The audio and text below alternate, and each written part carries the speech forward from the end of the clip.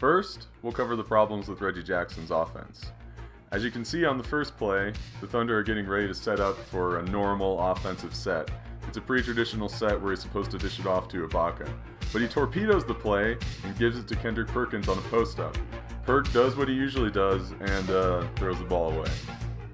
On this play, Reggie Jackson just shows poor decision making. He receives the pick from Ibaka and dribbles right into a trap.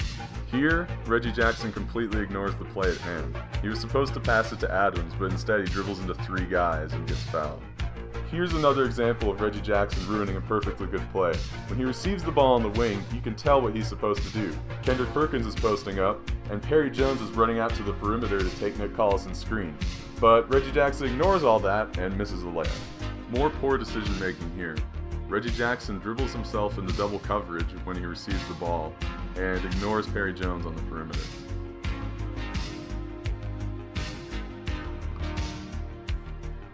Poor offense always leads to poor defense. Reggie Jackson jacks up a deep 3 here, and picks up Joe Johnson for no reason. Then he misses his man, Jarrett Jack, and Jack easily gets the splash. Missed opportunity here.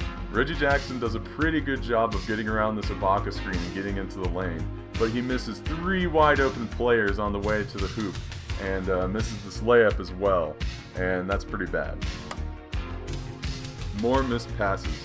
Reggie Jackson does a good job of taking advantage of his man, but he misses a wide open Ibaka on the top of the key and a wide open Roberson in the corner. The result is a turnover, and this turnover was especially bad because it resulted in a wide open 3 for Joe Johnson. This is a pretty basic pick and roll, but why in the world did Reggie Jackson try to go through 3 defenders here instead of kicking it out?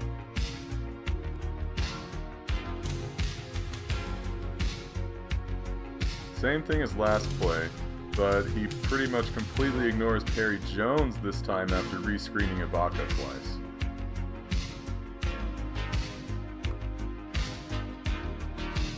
Just a bad pass here.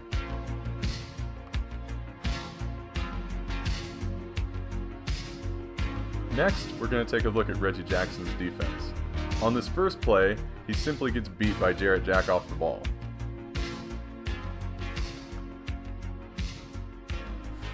On this play, Reggie Jackson does a bad job of hedging around the screen. Watch Sebastian Telfair get stuck around Kevin Garnett as Reggie Jackson doesn't step up and block Williams' jumper. Telfair points this out after the play. Look to the upper left of your screen.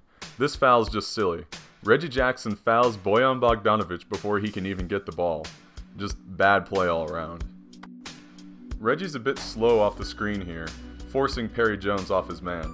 This leaves Mirza Teletovic wide open for the 3. Jackson refuses to pick up a switch here, which is really confusing because it leaves Joe Johnson wide open for that 3. Sometimes you just get schooled. On this play, Darren Williams takes Reggie Jackson to town and basically scores on him on a one-on-one ISO. You can tell that Reggie Jackson really wanted the ball and was probably being a bit too aggressive with his D. It's going to look like Reggie Jackson gets caught behind a screen here, but that's actually not the case. He makes an error by trying to guard Brook Lopez in the post when Serge Ibaka is actually there to help. This leads to him getting caught too deep, leaving Darren Williams wide open for that 3. In addition to his problems on offense and defense, Reggie Jackson struggles with controlling his emotions sometimes. On this play, you can see him get really frustrated as Steven Adams is called for an offensive foul.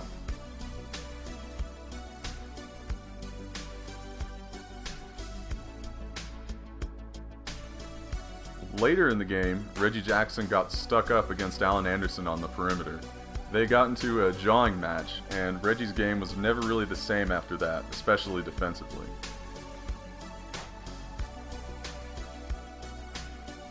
Sure enough, on the next play, Reggie Jackson plays Alan Anderson way too close, allowing Anderson to get the easy 2. Here's the first of Reggie's flustered play. He almost commits a charge against Teletovic, then waits too long to make the pass to Collison and gets the ball stolen. His defense on the other end isn't very good either. Watch him play Alan Anderson really deep, letting Alan Anderson get a wide open 3 at this point. One play later, Reggie Jackson is just beat to the rim.